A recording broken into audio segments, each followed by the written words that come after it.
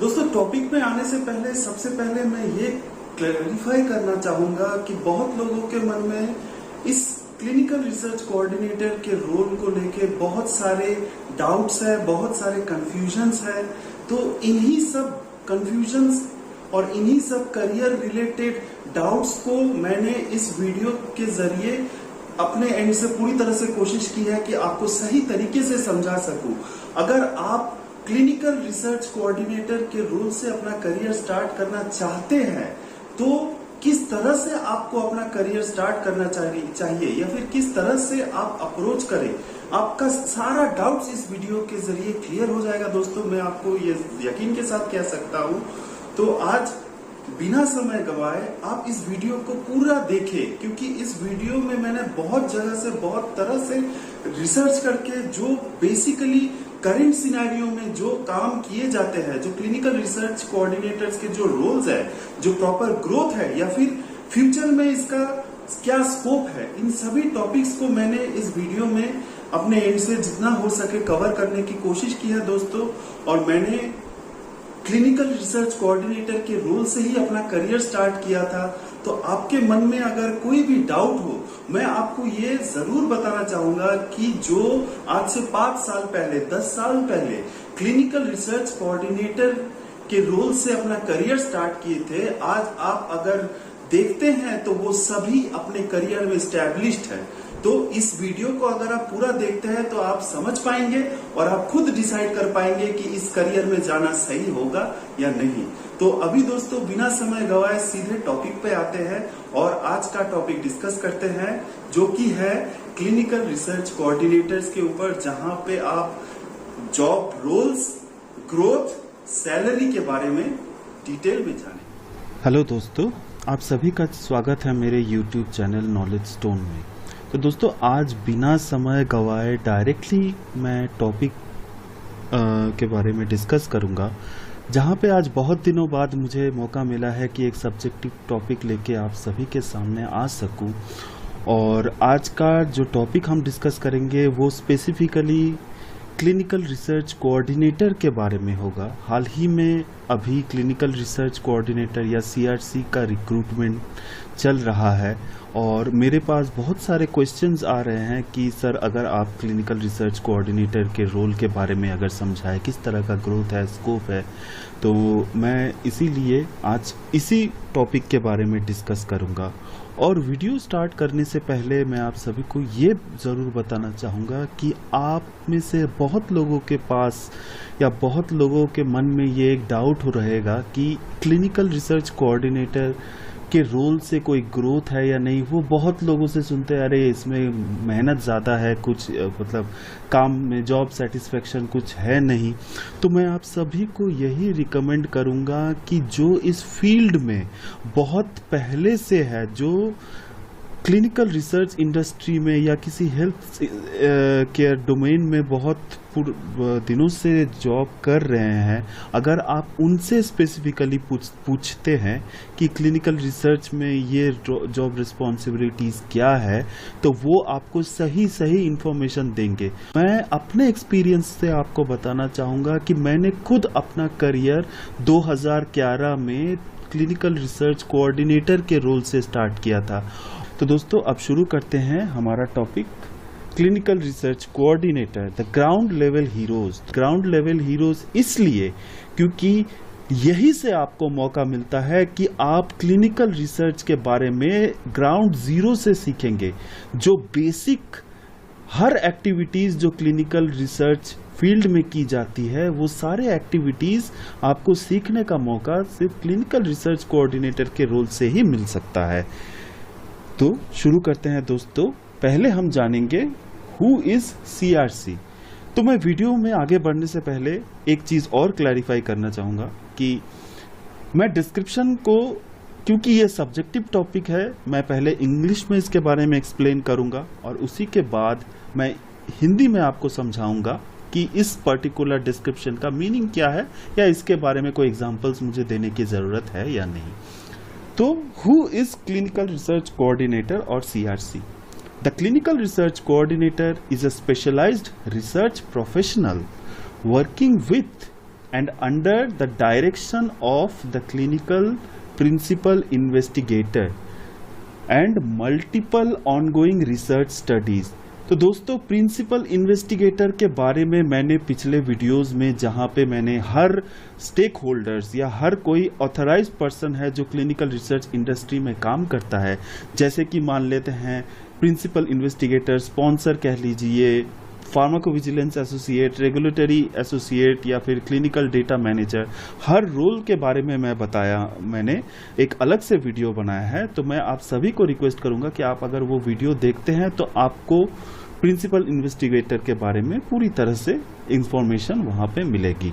अब clinical research coordinator जो है वो प्रिंसिपल इन्वेस्टिगेटर या पीआई के साथ मिलके किसी भी रिसर्च स्टडी या क्लिनिकल ट्रायल को एग्जीक्यूट करता है। उसमें ground to each and every activity जो ट्रायल के पर्टिकुलर साइट में किए जाते हैं उसको मेंटेन करते हैं। While the principal investigator is ultimately responsible for the clinical trial, the clinical research coordinator is responsible for the facilitation and coordination of the daily clinical trial activities and plays a critical role in the conduct of the study। तो principal investigator जो है वो trial के in charge की तरह काम करते हैं। जैसे कि मान लेते हैं बेंगलोर में सत्य साई हॉस्पिटल में कोई कैंसर के ट्रीटमेंट के ऊपर क्लिनिकल ट्रायल चल रहा है, तो वहाँ पे जो कैंसर स्पेशलिस्ट हैं, जो डॉक्टर्स हैं, फिजिशियंस हैं, उनको इस क्लिनिकल ट्रायल में इंचार्ज बनाया गया है, जिन्हें हम प्रिंसिपल इन्वेस्टिगेटर कहते हैं।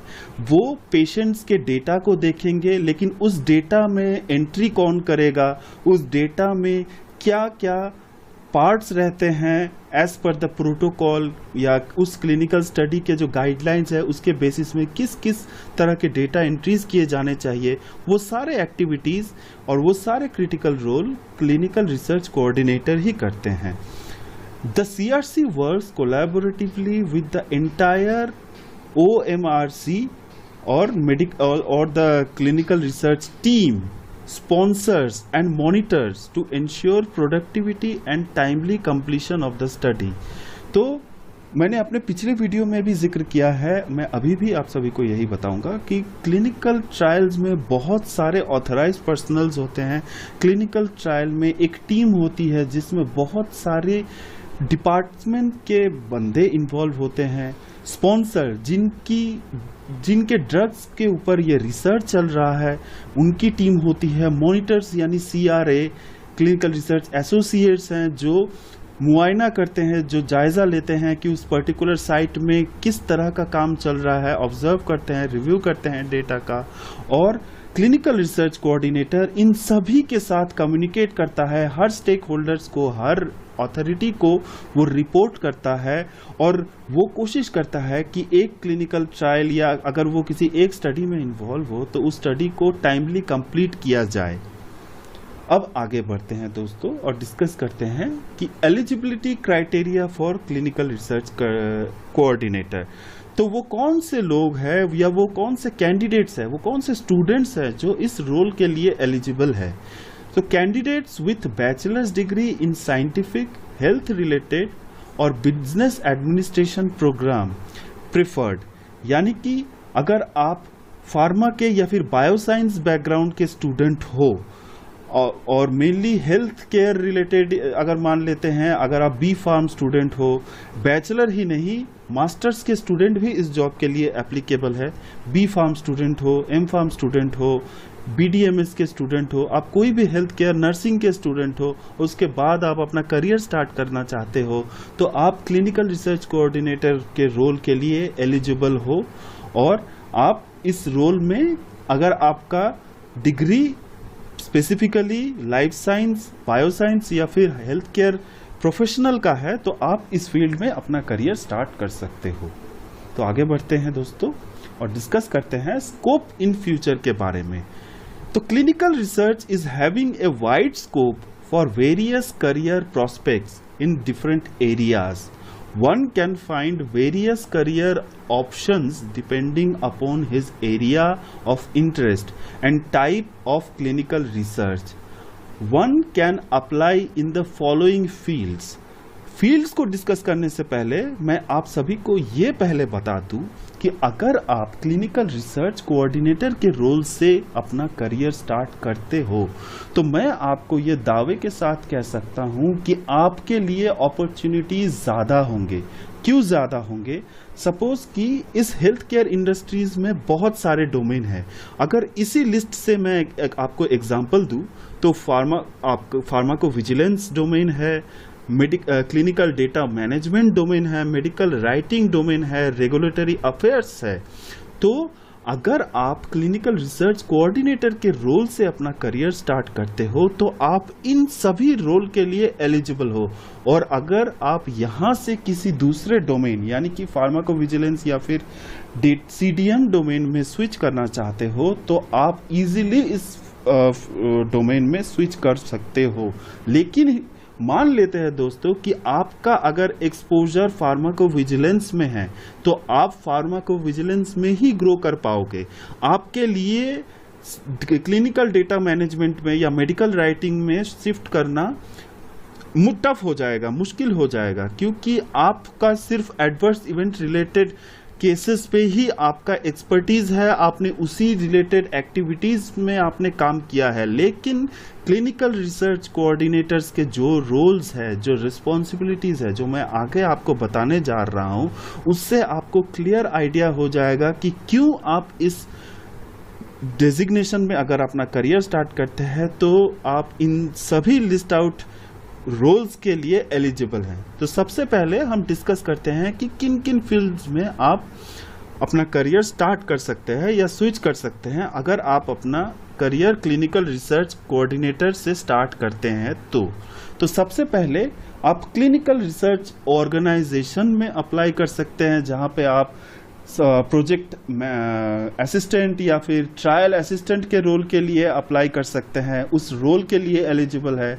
फार्माकोस्यूटिकल इंडस्ट्रीज में आप अप्लाई कर सकते हैं, मेडिकल डिवाइस कंपनीज में अप्लाई कर सकते हैं, biotechnology, PRO, patient recruitment organisation, CDM, medical writing, pharmacovigilance, central lab, regulatory affairs, logistics and courier services, research sites, auditing of clinical trial and the most important government agencies। तो इन सभी sector पे आप के career के growth के chances है, आप अपना करियर स्टार्ट कर सकते हैं और क्लिनिकल रिसर्च कोऑर्डिनेटर के एक्सपीरियंस के बाद आप इन सेक्टर में जा सकते हैं। तो आगे बढ़ते हैं दोस्तों और डिस्कस करते हैं करियर ग्रोथ के बारे में। तो क्लिनिकल रिसर्च कोऑर्डिनेटर का रोल जब आप स्टार्ट करते हैं तो आप साइट लेवल पे अपना या फिर ग्राउंड लेवल पे, मैंने कहा वीडियो के स्टार्टिंग में ही मैंने डिस्क्रिप्शन में आपको बताया कि ग्राउंड लेवल हीरोज, तो हीरोज कभी रुकते नहीं, हीरोज ग्रो करते ही रहते हैं। हीरोज को बहुत सारे रिस्पॉन्सिबिलिटीज मिलती है। अगर आप पर्टिकुलरली किसी एक एरिया में अगर कोई अच्छा काम कर रहे हैं तो आपको ज़रूर मौका मिलेगा कि आपको और बड़ा प्लेटफॉर्म दिया जाए। वैसे ही अगर आप क्लिनिकल रिसर्च कोऑर्डिनेटर के रोल से अपना करियर स्टार्ट करते हैं तो उसके बाद आप सीआरए के रोल के लिए एलिजिबल है।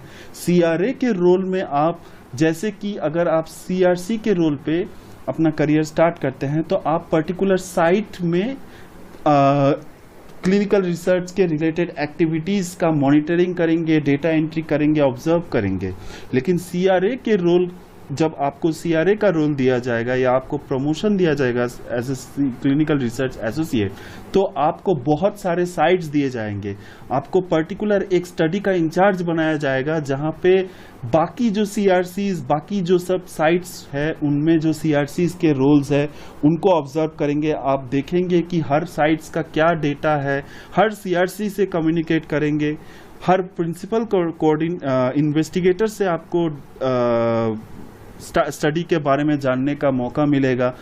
और ये साइट्स, जैसे कि एक साइट अगर बेंगलोर में है तो दूसरा साइट मुंबई में हो सकता है, हैदराबाद में हो सकता है, तो आपको बहुत सारी जगहों पे ट्रैवल करने का मौका मिले, आपको बहुत सारे नए फिजिशियंस कहिए या फिर पीआई कहिए, उनसे मिलने का, आपको कम्युनिकेट करने का मौका मिल सकता है, आपको बहुत कुछ सीखने का मौका मिल सकता है।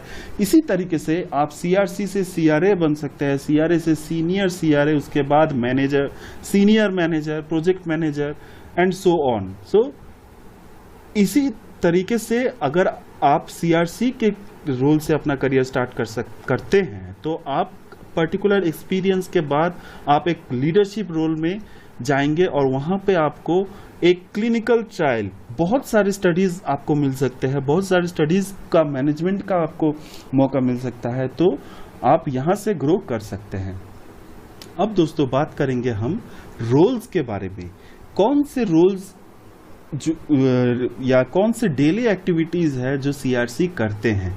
तो पहला पॉइंट जो कि है, facilitates and coordinates the daily clinical trial activities and plays a critical role in the conduct of the study. Schedules study subjects' appointments and serve as the patient's point of contact to the PI and other participating physician. Working closely with the PI, CRC participates in an integral way in the informed consent process by communicating clearly with the potential study subjects about protocol, processes a thorough knowledge of the informed consent process as well as thorough understanding of the study protocol in order to be able to answer all questions pertaining to the study posed during the informed consent process. So पहले 3 points दोस्तों हम discuss कर लेते हैं। First point जो है, जहां पे क्लिनिकल रिसर्च कोऑर्डिनेटर को क्लिनिकल ट्रायल रिलेटेड जो भी डेली एक्टिविटीज है, या अगर डॉक्यूमेंटेशन कह लीजिए, या फिर PI के साथ कम्युनिकेशन, सब्जेक्ट एनरोलमेंट, या सब्जेक्ट का अगर सब्जेक्ट यानी कि जिन पेशेंट्स के ऊपर ये रिसर्च कंडक्ट किया जाएगा, जिन पेशेंट्स को इस स्टडीज़ में या इस क्लिनिकल ट्रायल में इन्वॉल्व किया जाएगा, उनका पॉइंट ऑफ कांटेक्ट कहलाते हैं CRC, जो कि पेशेंट्स के जो भी क्वेश्चंस है या पेशेंट और प्रिंसिपल इन्वेस्टिगेटर के बीच का ब्रिज वो कहलाते हैं। और जो बाकी कोआई कह लीजिए या बाकी पार्टिसिपेटिंग फिजिशियंस कह लीजिए, उनका और पेशेंट्स के बीच में जो कम्युनिकेशन ब्रिज है वो मेनली CRC ही करते हैं। और जो भी पेशेंट का कंसर्न है, सपोज कि कुछ किसी तरह का विजिट में अगर पेशेंट नहीं आ पाते हैं तो वो CRC को इन्फॉर्म करते हैं। CRC फिर PI को बताते हैं कि इन सब रीज़नों की वजह से आज के विजिट में ये पेशेंट नहीं आ पाएगा, या फिर पेशेंट को किस तरह के प्रॉब्लम्स हो रहे हैं, या फिर किस तरह की चीज़ों में टेस्ट में उनको करना है। तो हर तरह का कम्युनिकेशन में ये CRC इन्वॉल्व रहते हैं।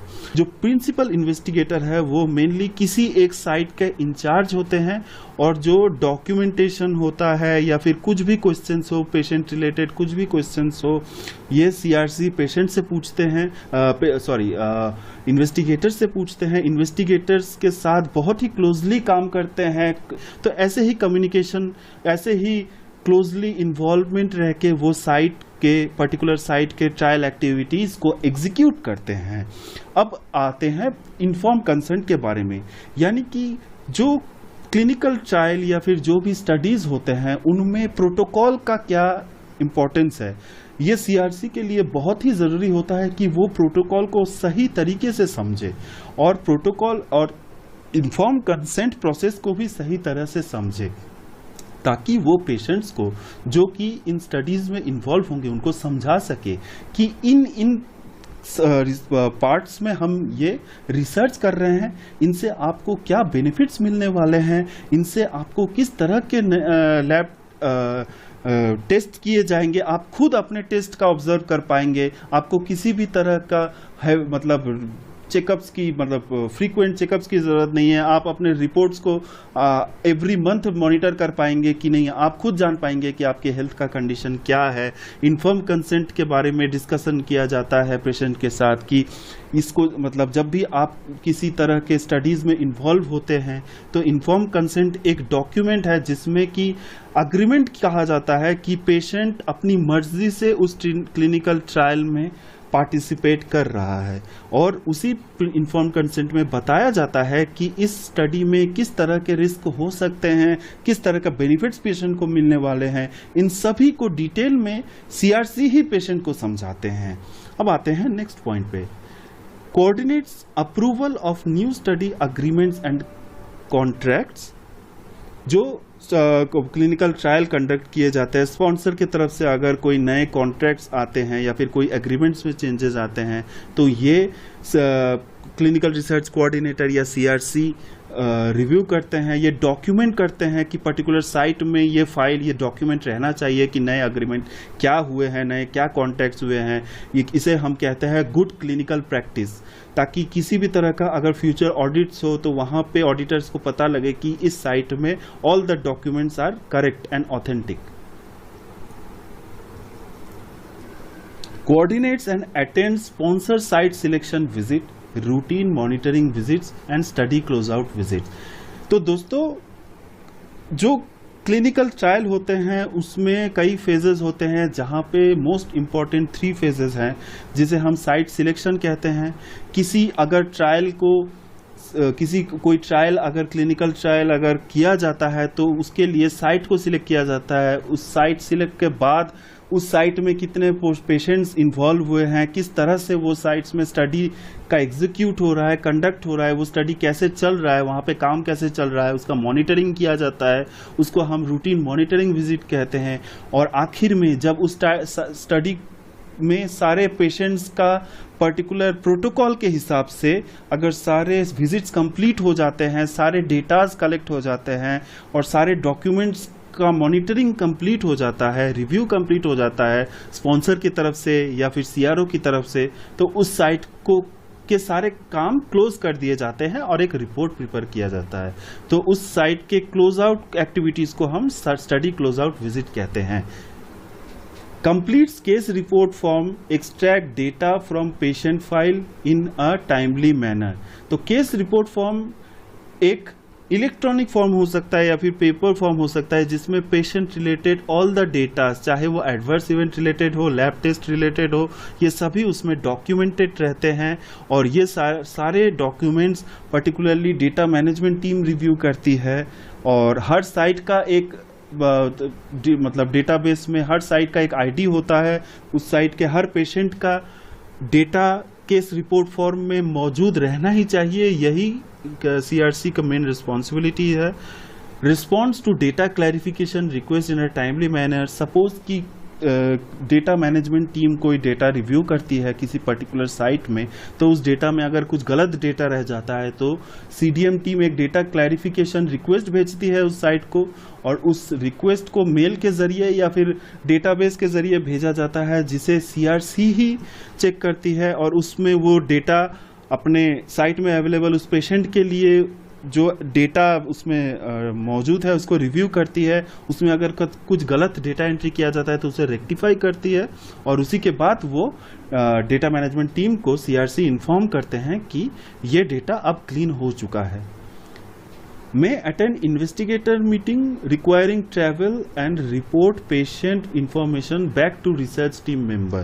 तो इन्वेस्टिगेटर मीटिंग क्या है दोस्तों? तो अभी मैं एक शॉर्ट में आपको समझाऊंगा कि कोई भी क्लिनिकल रिसर्च स्टार्ट होने से पहले इन्वेस्टिगेटर्स यानी कि कौन से डॉक्टर्स या इस साइट में इन्वॉल्व होंगे। तो ये एक प्रोलॉन्ग प्रोसेस है, जिसका अगर आप चाहते हैं कि मैं इन्वेस्टिगेटर मीटिंग के बारे में डिटेल्स में आपको बताऊं तो मुझे ज़रूर कमेंट में बताइए।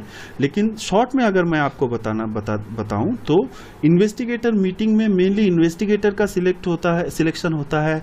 वही इन्वेस्टिगेटर किन साइट्स में कितने पेशेंट्स एनरोल करेंगे, इन्हीं का डिस्कशन होता है। उनको कितना पेमेंट दिया जाएगा, ये सारे स्पॉन्सर के तरफ से, सीआरओ के तरफ से, हर स्टेक होल्डर, हर मेंबर्स, जो बोर्ड्स के सारे मेंबर्स हैं, उनके मौजूदगी में ये मीटिंग किया जाता है। और उसी के बेसिस पे इन्वेस्टिगेटर सिलेक्शन होते हैं, साइट सिलेक्शन होता है। तो यही इन्वेस्टिगेटर्स मीटिंग में किया जाता है। coordinates with PI. CRC coordinates with PI and department to help ensure the clinical research and related activities are performed in accordance with protocol, SOP, GCP and applicable regulatory requirement. Assist the PI in development of materials and tools necessary to appropriately train individuals involved in the conduct of the study, like study protocol requirements, schedule of visit, execution of research plans, maintains records and other documentation of training, maintains subject screening logs and protocol deviation log, maintain a Excel sheet tracking updates to database of all subject enrolled on clinical trial. तो CRC PI के साथ मिलके clinical research and activities related जो भी document है वो review करते हैं। जो क्लिनिकल ट्रायल में जो प्रोसेस फॉलो किया जाता है वो प्रोटोकॉल के हिसाब से फॉलो हो रहा है या नहीं, जो स्टैंडर्ड ऑपरेटिंग प्रोसीड्योर्स है, गुड क्लिनिकल प्रैक्टिसेस है, इसके हिसाब से, इन डॉक्यूमेंट्स के हिसाब से ये ट्रायल पर्टिकुलर साइट में सही तरह से एग्जीक्यूट हो रहा है या नहीं, इन्हीं को वो क्लिनिकल रिसर्च कोऑर्डिनेटर पीआई के साथ मिलके रिव्यू करते हैं, ऑब्जर्व करते हैं और मॉनिटर करते हैं।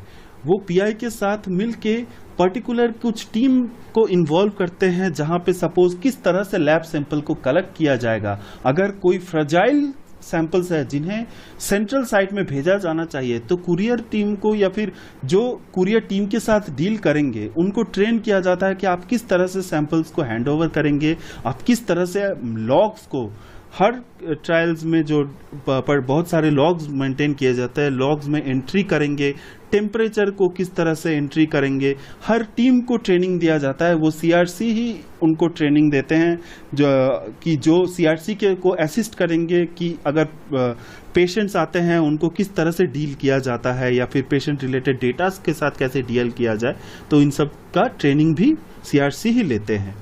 Maintain subject screening log, suppose कि एक स्टडी में एक साइट में, पर्टिकुलर बेंगलोर में एक साइट है, एक हॉस्पिटल है जहां पे 50 पेशेंट को इंक्लूड किया गया है, तो उन्हीं 50 पेशेंट का एक लॉग मेंटेन किया जाता है। लॉग को अगर हम आसान भाषा में समझाएं तो एक लिस्ट होता है, उस लिस्ट को मेंटेन किया जाता है कि वो पेशेंट सही तरीके से, अटेंडेंस मान लेते हैं दोस्तों कि सही तरह से हर विजिट को प्रॉपरली कंप्लीट कर रहा है या नहीं। अगर कोई प्रोटोकॉल डेविएशन होता है, मान लेते हैं कि एक स्टडी में पेशेंट को लाइंग पोजीशन में उनका बीपी, ब्लड प्रेशर का मेजरमेंट करना था, लेकिन उनका बीपी को बैठे हुए पोजीशन में लिया गया, तो ये प्रोटोकॉल के हिसाब से नहीं लिया गया है, तो इसको हम प्रोटोकॉल डेविएशन कहते हैं।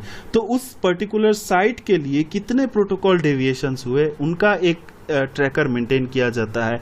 एक एक्सेल शीट में कितने पेशेंट्स के कितने विजिट्स अभी बाकी है या फिर कितने विजिट्स कंप्लीट हो चुके हैं वो भी मेंटेन किया जाता है। अब बात करते हैं नेक्स्ट पॉइंट्स के बारे में और क्या रूल्स और रिस्पॉन्सिबिलिटीज सीआरसी फॉलो करते हैं। Coordinates and facilitates monitoring and auditing visits, notifies appropriate institutional officials of external audits। So एक साइट में, हर कंपनी में, हर ऑर्गेनाइजेशन में किसी न किसी स्टडीज में या किसी न किसी प्रोजेक्ट में साल में एक बार या 2 बार ऑडिट किए जाते हैं। चाहे हो सकता है वो कंपनी के इंटरनल ऑडिट हो सकते हैं या फिर वो एक्सटर्नल ऑडिट भी हो सकता है। तो ऑडिट के दौरान उस साइट में हर डॉक्यूमेंट को सही तरीके से फॉलो किया गया है या नहीं, जो गाइडलाइंस है, जो प्रोसेस है उसको सही से फॉलो किया गया है या नहीं किया गया है, ये सारी चीज़ को एक पर्टिकुलर टीम ऑब्जर्व करती है और एक रिपोर्ट बनाती है। तो इसी ऑडिट में जो क्लिनिकल रिसर्च कोऑर्डिनेटर सीआरसी काम करते हैं पर्टिकुलर साइट में, तो उनको उस ऑडिट में पार्टिसिपेट करना होता है, उनको हर डॉक्यूमेंट्स रेडी रखना होता है कि वो ऑडिटर्स को दिखा सके कि अगर ऑडिटर्स कुछ डॉक्यूमेंट्स मांगे कि मुझे स्क्रीनिंग लॉग दिखाओ या फिर मुझे प्रोटोकॉल डेविएशन लॉग दिखाओ, तो वो वेल डॉक्यूमेंटेड, एक्यूरेट और सही तरीके से उनके पास रहना चाहिए और उनको सही तरीके से एक्सप्लेन करने के लिए क्लिनिकल रिसर्च कोऑर्डिनेटर वहाँ पे मौजूद रहते हैं और वो बताते हैं कि किस तरह से कौन से काम किए जाते हैं। पीआई के साथ मिलके वो ऑडिट्स के जो फाइंडिंग्स निकल के आते हैं, यानी कि ऑडिट के दौरान जो जो डॉक्यूमेंट्स में गलतियां हैं उनका लिस्ट उस साइट को दिया जाता है और उस गलतियों में मतलब करेक्शंस किए जाते हैं, रेक्टिफाई किया जाता है, वो सीआरसी और पीआई मिलके करते हैं। और डॉक्यूमेंटेशन जो पर्टिकुलर साइट में उस क्लिनिकल स्टडी के रिलेटेड जितने भी डॉक्यूमेंट्स हैं वो भी डॉक्यूमेंटेशन सीआरसी ही करते हैं। अब बात करते हैं कि जो सीआरसी हैं और अदर टीम मेंबर हैं वो एडमिनिस्ट्रेटिव सपोर्ट, यानी कि जो भी प्रोटोकॉल के में जो अगर कुछ चेंजेस आते हैं, कोई डॉक्यूमेंट्स में अगर कुछ चेंजेस आते हैं तो उसको नए तरीके से उस डॉक्यूमेंट में अलाइनमेंट करना, जो अदर टीम मेंबर है उनको समझाना कि इस प्रोटोकॉल में किस तरह से मेंटेन करना है, उनके एब्सेंस में किस तरह से जो फेलो क्लिनिकल रिसर्च कोऑर्डिनेटर है उनको गाइड करना, तो इन्हीं तरह के एक्टिविटीज में सीआरसी इन्वॉल्व रहते हैं। और एक मोस्ट इंपॉर्टेंट पार्ट है दोस्तों, जहां पे सैंपल्स, बहुत सारे तरह के क्लिनिकल ट्रायल में सैंपल्स कलेक्टेड होते हैं पेशेंट्स का, जिनमें से बायोकेमिस्ट्री सैंपल कह लीजिए, ब्लड सैंपल, यूरिन सैंपल, इन तरह के सैंपल्स को कलेक्ट किया जाता है। तो इन सैंपल्स का शिपमेंट भी क्लिनिकल रिसर्च कोऑर्डिनेटर के ऑब्जर्वेशन के अंदर ही किया जाता है। अब बात करते हैं सबसे इंपॉर्टेंट मुद्दे के बारे में दोस्तों, जो की है सैलरी। तो clinical research coordinator salary in India with less than 1 year of experience to 16 years of experience ranges from 1 lakh to 4 lakh with an average annual salary of 2.4 lakh based on 1.2 के salaries review।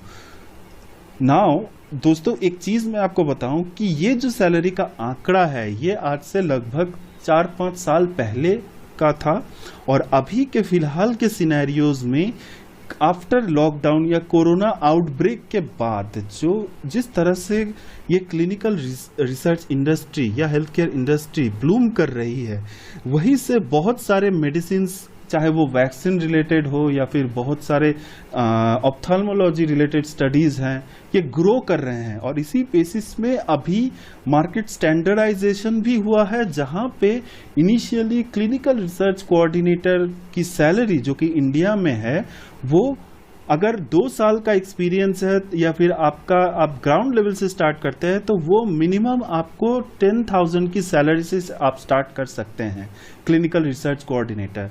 और आपका experience जितना बढ़ेगा, कि suppose आप अगर clinical research coordinator के ही role में हो और आपका लगभग 5 साल का एक्सपीरियंस है, तो मैं आपको बता दूं कि ये रेंज आपका 50,000 तक जा सकता है दोस्तों। और आप अगर आपका 2 साल का भी या 3 साल का भी एक्सपीरियंस होता है, उसके बाद आप क्लिनिकल रिसर्च एसोसिएट के रोल के लिए एप्लीकेबल है और उस रोल के लिए आप अप्लाई कर सकते हैं। तो as per the latest trend दोस्तों, जो एवरेज सैलरी दी जाती है क्लिनिकल रिसर्च कोऑर्डिनेटर को वो 20,000 अप्रोक्सीमेटली है। जो बहुत सारे क्लिनिकल रिसर्च ऑर्गेनाइजेशन है जहां पे क्लिनिकल रिसर्च कोऑर्डिनेटर्स अभी काम कर रहे हैं, तो based on the scenario in 2022 we can expect the salary of 20,000 for the role of clinical research coordinator. तो दोस्तों आशा करता हूं कि क्लिनिकल रिसर्च कोऑर्डिनेटर के रोल्स है या रिस्पॉन्सिबिलिटीज है, ग्रोथ है, जो स्कोप है एंड जो सैलरी एक्सपेक्टेशन है, वो सभी मैंने आपको बहुत डिटेल में समझाया है। और अगर आपको मेरे वीडियोस अच्छे लगते हैं तो ये वीडियो ज़रूर शेयर करें, लाइक करें और मेरे चैनल को सब्सक्राइब करें, ताकि आपको और ज़्यादा वीडियोस मिल सके अपने करियर रिलेटेड या फिर पर्टिकुलर डोमेन के रिलेटेड। अगर आप कोई किसी तरह का वीडियो चाहते हैं, आप कमेंट में मुझे बताइए कि आप अगर किसी फार्माकोविजिलेंस के बारे में अगर डिटेल में जानना चाहते हैं। हालांकि मैंने फार्माकोविजिलेंस में एक सेपरेट वीडियो बना के रखा है, फिर भी आप अगर किसी भी डोमेन के बारे में जानना चाहते हैं या फिर किसी डोमेन के बारे में आपको इंटरेस्ट है, तो आप मुझे कमेंट में बताइए, मैं उसके ऊपर रिसर्च करूंगा, अपने एक्सपीरियंस के बेसिस पे उसके ऊपर भी वीडियो बनाऊंगा। तो धन्यवाद दोस्तों, आपका दिन बहुत ही अच्छा हो।